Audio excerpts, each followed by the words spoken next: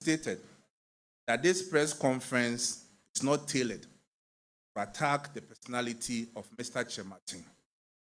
Rather, correct certain erroneous statements he made in his press conference, also to use this opportunity to set the record straight.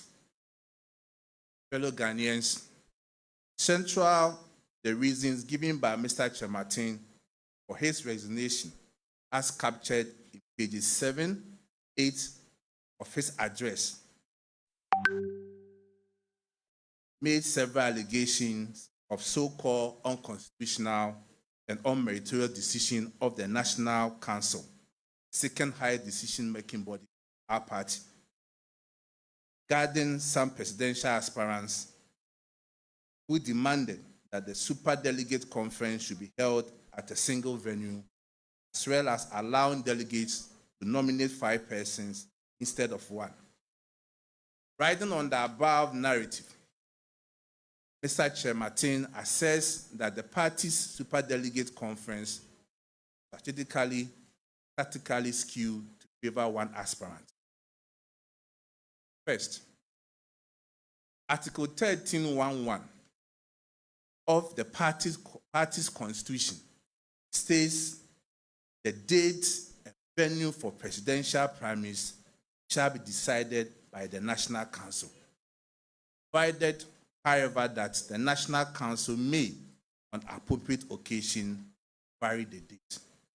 It is very clear that in our constitution, only body that is mandated determine venue and date for presidential primaries is certainly the National Council. Without doubt, as the determinations are made by the National Council, there is a historical precedence. In 2014, the Special Electoral College elections were held at several venues.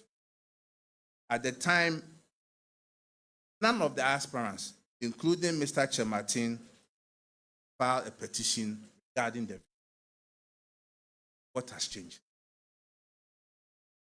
The party's constitution further states in Article 13.2.2 that where there is more than 1 contestant, each delegate will cast his or her votes by secret ballot for 1 of the contestants. Therefore, the demand by the petitioners for delegates to vote for 5 persons instead of 1 is certainly unconstitutional. It needs mentioning that as democratic and transparent as the leadership of the party has been, it recommended to the consideration of the National Council a determination on the petition upon receipt of same. Even more important is the fact that the petitioners, although most of them are not members of National Council, granted the rare opportunity to appear for the National Council and make their case on why such a proposal should be adopted. In a true democratic process, 73 members of the National Council voted against both proposals relative to 9 others who voted in support, underscoring the overwhelming rejection of both proposals.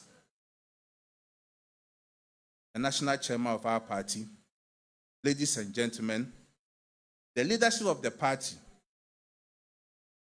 equally disagrees with the assertion made by Mr. Chematin in page 8 of his resignation address that the party says expanding its electoral college enfranchised some 106,590 delegates in 2010.